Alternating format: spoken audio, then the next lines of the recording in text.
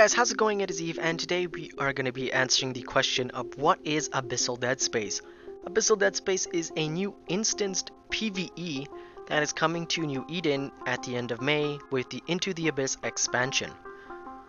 So we're going to start off with how to get into Abyssal Deadspace. We'll be going more into detail once we're inside, but for right now, how do we get in? So in order to get in, you will need to have an item called a Abyssal Filament. An Abyssal Filament can be found in a relic site, or you can buy it off the market from a player.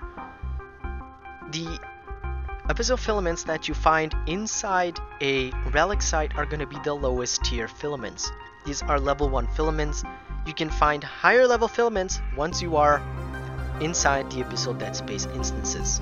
At the moment, Abyssal Filaments can only be activated using T1, T2, or faction cruisers, meaning you cannot put your Titan inside an Abyssal Deadspace pocket and expect to just zoom on by all these NPCs.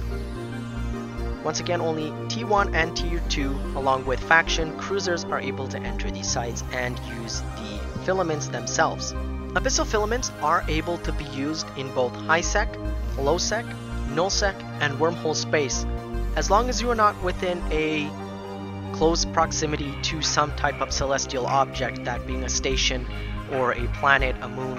Abyssal Filaments contain information regarding the type of instance you are going to get.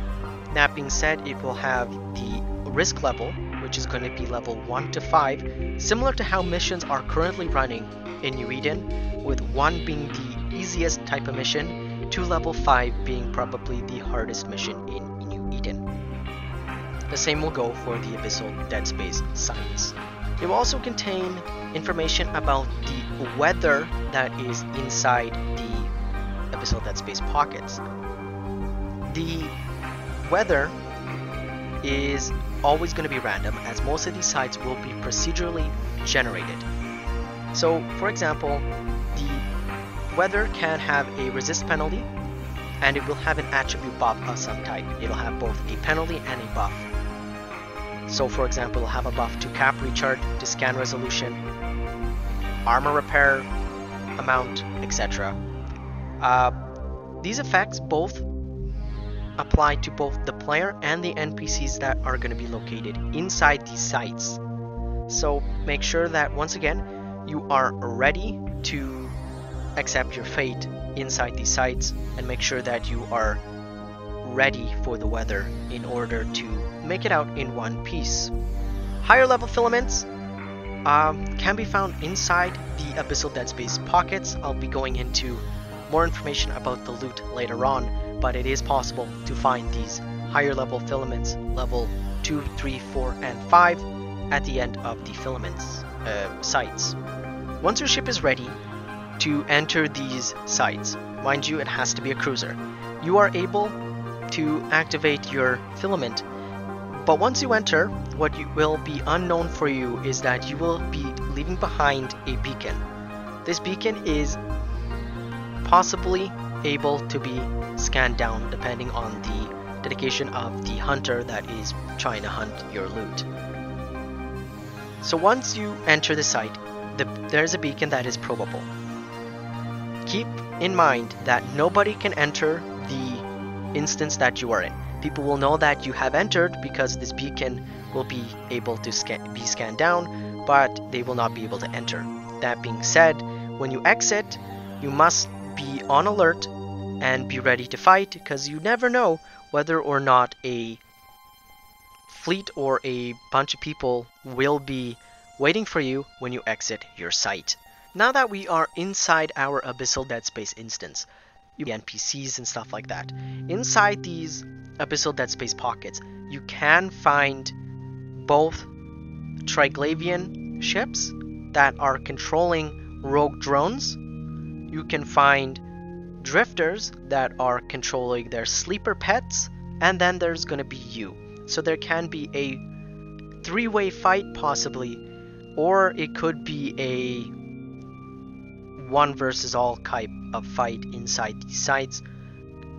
We don't know exactly if the drifters are going to be finding the Triglavians inside these sites or vice versa, but it's going to be pretty interesting to see exactly how this goes through.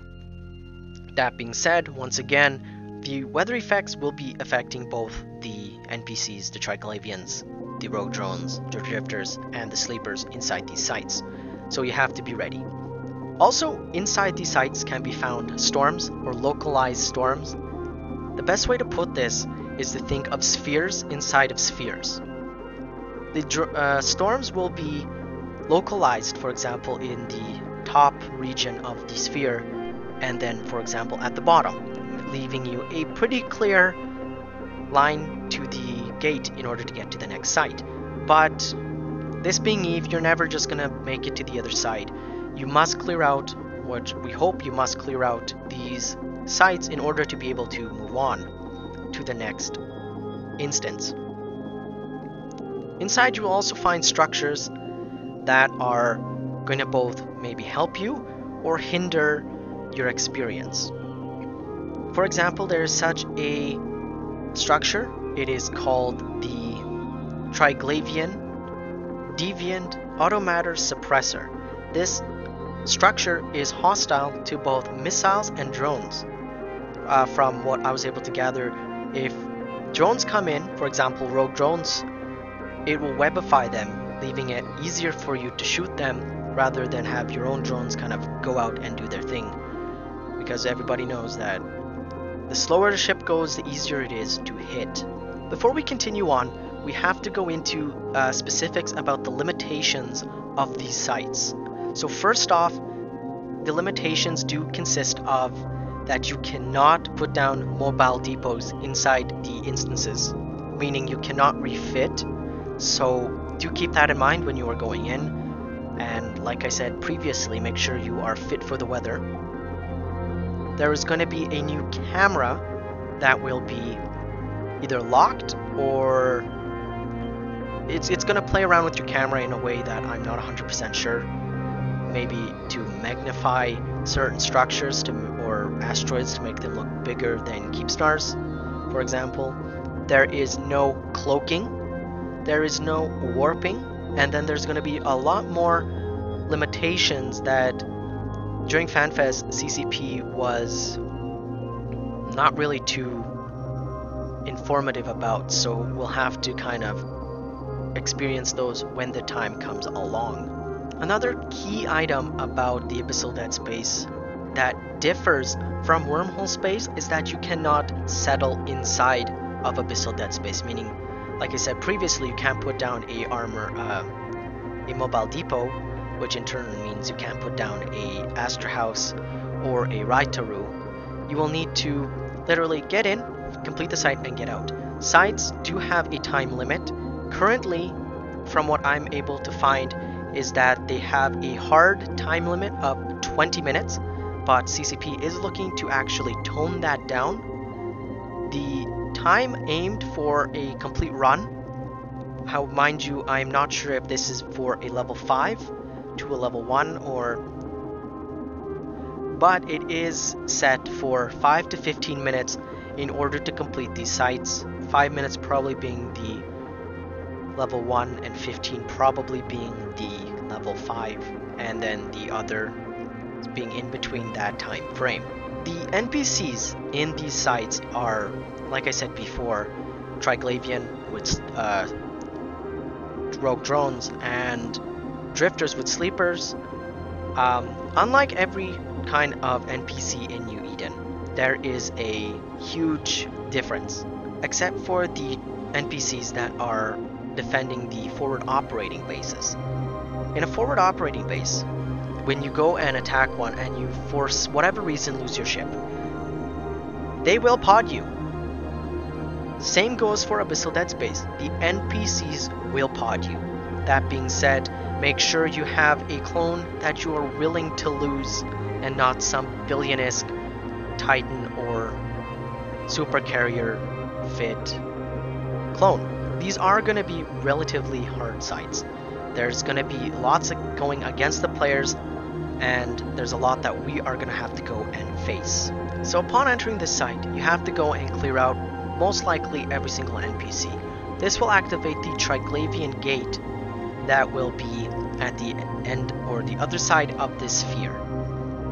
Once you activate that gate, it'll take you into a second sphere, which will be different. Will have the same weather effect, but it will have, for example, more deviant suppressors, different type of NPCs. Like in the first room you could be fighting maybe only Triglavians, and in the second room you could only be fighting, for example, Drifters. It's completely different. Like I said before, these instances are going to be procedurally generated, meaning they're going to be the same, and you most likely are not going to have the same type of experience twice. Once you're in the second room, you go ahead, you clear the room just like normal. You avoid the storms, you avoid the localized effects, the suppressors, you kill all the drones, you activate the third gate. Most instances are going to be consisting of 3 rooms, or spheres is how we're going to be calling them.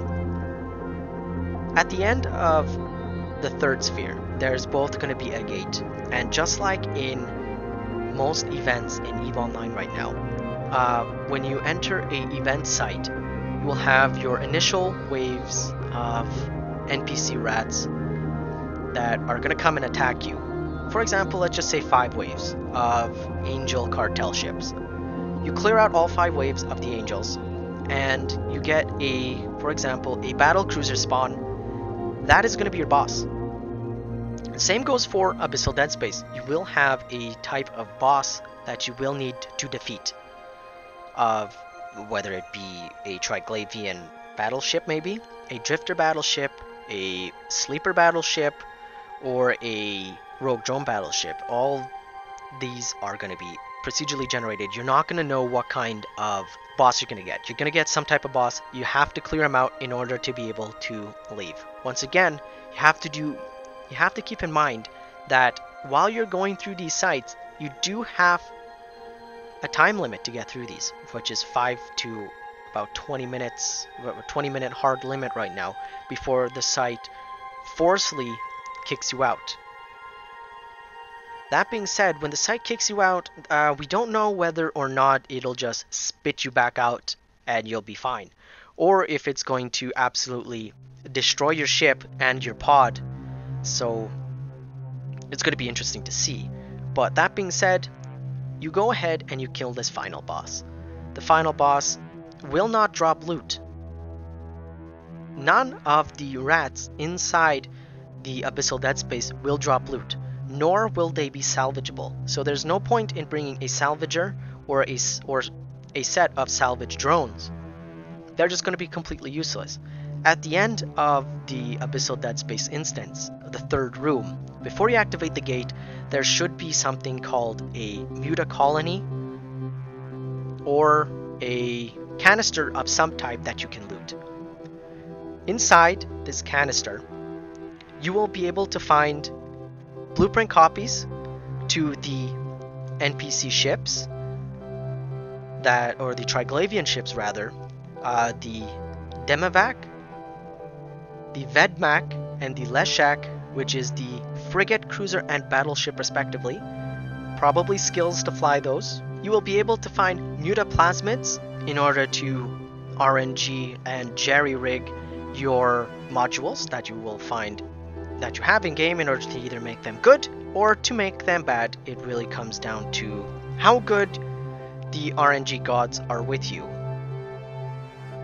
You'll also be able to find higher level Abyssal Filaments inside these sites in order to go deeper into the Abyssal Deadspace sites. That being said, second you loot that, it's best to hightail it out of there using the exit gate. The exit gate will spit you back out at the relatively the same location of where you entered the site. But like I said before, nobody can enter these sites, so it means that if you do enter one of these sites, there is a high chance and high possibility of people being at your beacon or rift that you used to enter and waiting to kill you and take your loot. So you do need to have extra caution when entering and exiting these sites. especially the higher level ones. These sites are going to be pretty lucrative, especially once the Triglavian ships actually get built and come into player hands. So it'll be interesting to see how many people actually lose their ships exiting the Abyssal Deadspace sites. So that is really it for this video, you guys. You are now able to go ahead, sell your loot if you want. You can go ahead and risk it all and go into another Abyssal Deadspace instance. Mind you, it's going to be probably completely different than what you went up previously. There is still a lot of information regarding Abyssal Deadspace that is unknown. And once the Into the Abyss build hits Singularity, from what I was able to gather, it'll be in the next few weeks. We will be going and testing these new sites to probably the hardest testing I've ever done to bring you the most up-to-date and most concrete information about these sites, the do's and don'ts of Abyssal Deadspace, and stuff like that. So once again, that's it for this video, guys. Fly dangerous, and we'll see you in the Abyss. Peace. Hey guys, thanks for watching. If you liked this video, give it a thumbs up. If you didn't, give it a thumbs down.